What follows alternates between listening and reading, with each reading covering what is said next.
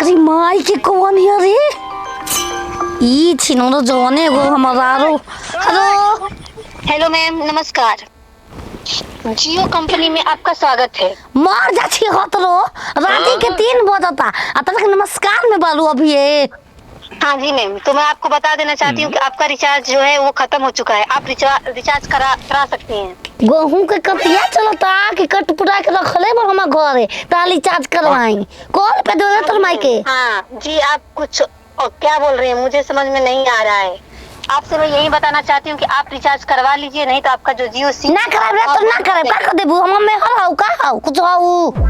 ये सिम रवि राज के नाम पे लिया गया है, आप उनसे बोल सकती हैं। तू हम बमला के नाम कैसे जानते रे? बोतल काटिया रे मांग धवानी तोर मांग गुजरा तोर को खुदा जा ए काली माई तोर मांग गुजरा जा। आपके गाड़ी दे लगलू। हेलो जी हाँ, वो हर महीना रिचार्ज करवाते हैं। हेलो हेलो जी जी जी हाँ जी सर, नमस्ते। नमस्ते नमस्ते मैं जियो ऑफिस से बात कर रही हूँ। जी जी, तो आपका रिचार्ज जो है वो खत्म हो चुका है। आप रिचार्ज रिचार्ज करो तो हम आपका हाँ का करनी है रिचार्ज? हाँ हम करवा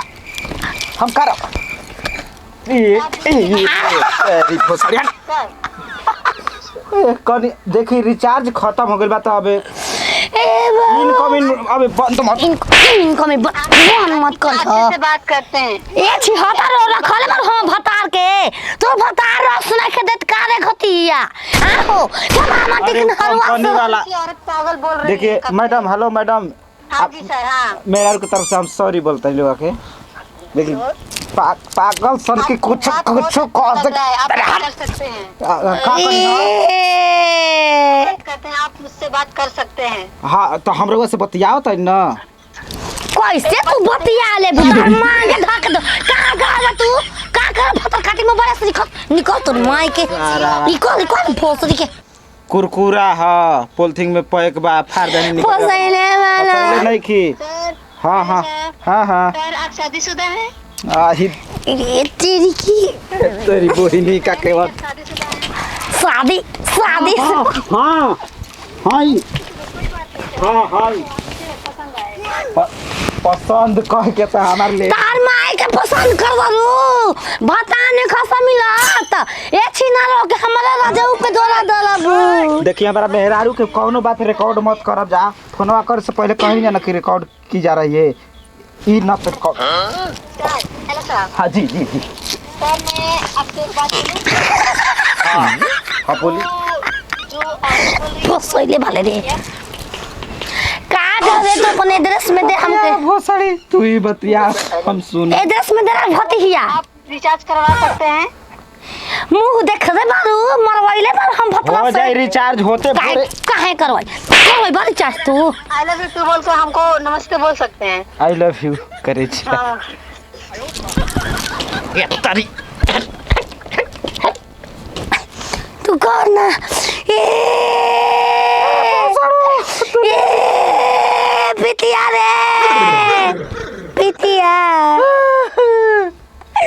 मारे बारा तो गलावा ऐसा ही बोला था। तू रिचार्ज कर हो कने नीलू बोल दिल वाले कब काहे बोले वाले उस तू जरूर पता अच्छी नहीं हो तो के बिसंभरा घर के ही आवाज एकदम मैच में बा। चल संभारा बको नहीं है। चलाओ का घर है उनारा लिया चलो का घर चल उना है। हाँ चल चल लौका से मार मोही में उनकरा बिया हो लइका उन्हें ढेर हथियार मिली का घर के बात में बात ले लेके चल चले लेके का करबू घुसाई बोही ई भतुआ पाक बनावे खातिर तू लौका काहे खाती हम ओकरा चलते हम हाथ दैल बाबा मल तारा पकाए कोसे बोले रे कोसे बोले तो लाज ना ना को चला धुनैला से ठीक है ना बा जा कहबू ता चले के चलो चला सारा बताओ हो सबकर तोरी अतिसी बिना गेल हो एगो घर ही में बिया आ गुण हाथ रंग लेते घर ही में करती सी बिना ता आदमी है जब मरत ताटे खइला बिना ता है ना चाय है ना पानी है ना पियास है। ये बाबूजी दुआरिया पर खड़ा के बरबराइल जरूर चार गो आदमी के सुनावता निका तो सुनाई ना जसन बारू ऐसा ना है और चिल्लाई कहीं तो माइक लगवा देता नी। माइक लगवाओ तो हरा मजादी कहीं के माइक लगवाओ तो तू तो तीरी तीसी और सरसों कुल बीन के लिए ताने का बुझात कि कुछ पानी हम जाई खेतवा में बीनने खातिर बीन के लिया पीट पाट के घर पछड़ के रखा तानी। तो बीन के नाले बुता घर से पानियो पीने ना लिए भी हम निकल के जाई हम नया नौर कनी में तो काई टाइम जी। हां एक अलग तो नया बन जाइबू जब जब चैती कटाला तब ही नया बन जाला त मोय गांव ए बाबूजी देखी खाना ना खाई या फिर जाई खेत पर जाई खाना निकाल जानी। ई एगो बत कही भइल का बनले बड़ी का बनले बस रोटी दाल बना के छोड़ देले बनी। ठीक है बतालिए पी का हम तब रह जाई काहे रह सही दाल खिया के हर में ज्यादा दाल और रोटी बाप रे बाप सबकर बुढ़वा कतना आदमी काम क के आवता आ घरे जवने मिलता तवने खा के सूत जाता। एगो हमार बुढ़वा हटे जब देखा तब कर कइले रहेला। हां ई हे तोरी दादी को का बकुलावन लेखा गिदावन लेखा नजर गड़ा के चलत तड़ी रे एतना आनर गइल रोड नहीं खेलो कत तार तरे लाए वाला बा लिपियो बोलबा तारे में धास पुछवारा में पता चल जाई। अभी ने केकरा घर जेबू नदी रास्ता में है मैं दिख रहा नदी ए जे बा कहां लिया के जाई रे मधे के फोनमा करे दो ओइ पर कहां पार करा दी का कह दे रे नदी है। हेलो हेलो मैच में लाल होता ही है हो कहां फूल लागल बा तर ये बिसंबर घरे आ गइलू ओ है हिया केने बारे या दुला सरी कल पमल पकड़ो तो काम बा ए बिसंबर बो भौजी कैसे काम बताओ वाह वाह वाह वाह वाह दे तो ही चिचियो भाई जब तार से हथियारे नइखे उठत त का तू आर करबू मारब ना अंगद के माई है अंगद के हां तू हो खबू ए दादा ओ तू क्या बोल ई कौन स्टाइल है लौकते के ए दादा तो से लौका मंगानी है से मार मार के हमके लौका देता रू खुदल के पड़े रे का फसल पहले बारे बतिया लेवे के बा ओकरा बाद हाथ उठावे के बा लजाऊ कितना हमनी में प्यार बा अरे कि तू प्यार एकरा में बांट देले वाला हो ई छोड़ा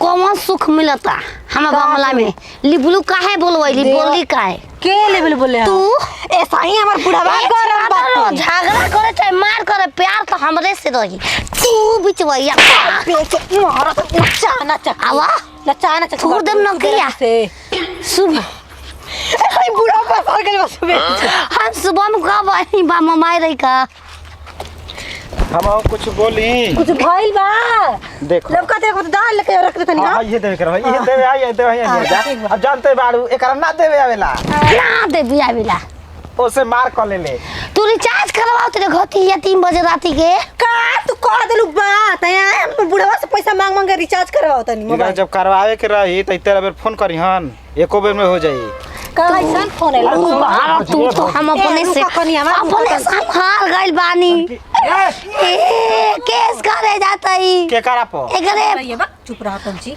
झिलहिया देखा बात ई बा भौजी कि कस्टमर केयर से फोन आइल हम इहे ले रहली अब खबर किए मोबाइलवा हमार हां पे कर मेरे शुगर होला हां तो वो कहते आपका रिचार्ज खत्म होने वाला है तो कृपया रिचार्ज कराइए ये भी वाला बतिया ना को अरे तो कौनो बात हमार नहीं नौवा वही पर ध देलसिया तोरे नाम से सीमा होई तबे ना हां भाई तो ई जानल से कि हमारा मारदा के माने रखले बिया एकर कुछ जनाए बुझाए के ना तोरा गलत फेमी भइल बा रे कने हुआ तार माई के विवाह कनेवा तोर घर के सासई कनेवा सुना रानी ना बोला गोतिनियों के कहल जा गोतिनियों के तो कनेवा कइले बार देखा ऐसा भैया बतिया लगा बढ़िया से एकदम शांति से कौन हां बात और का भला और बताई केस करब अपन नंबर दे दो लोकेशन निकालतिया हां आई मैं लोकेशन सुकेशन ए कुछ दो लाइन नहीं देख बात दरअसल का बना कि जब तोरे में 10 जाओ 10 साल काहे के रही हो हां एग्जांपल हम देता नी नंबर मिला दे नंबर ए दो लाइन सुना बतिया देख जब रिचार्ज नंबर के कर भाई नंबर बता छियो खला मत दे नंबरवा की होना कस्टमर हो लिया देखा कर मैं 4-5 को जीरो बना कस्टमर को होइल हां जीरो वाला तो बम लोग के नंबर में जीरो बा ना तू एगो दूगो जीरो होई जेकर में 4-5 गो लगता रहेला ना कस्टमर अब बताव ऐसा ही अनहेरिया धुन देबू के हमारा भतार के रखले बाड़ू आ का जन खीस में आके सही के राख ली तू कैसे रख ले बे कैसे शीश में रख ले तब का होई मुआ तब को जो हल दे लौका ले लिया बाज का बनैया पकौड़ी हई बचका बनी आई देले दादा भले मोट लौकता ये बिया सारवा ये कहू नहीं खे अच्छा तब का बूढ़ा गई लेकिन एकरा में बिये ना पा बे तू बुढ़ा गइलू चला घर चला ए दुल्हनिया ए दुल्हन बनाई बचका तनी लेके जाइए घर ले हमरा ठुक दे मुआ में घोट जइबू होय लइका पैदा हो जाई ए बच्चा तू अपन लेके जा हमरा जरूरत नहीं किसी की चले घर चल न के देबे के अब बताओ के केहू पूछे फिंगरप्रिंट तो कर ले ले बन जात केस करे चल तार रहिए जाई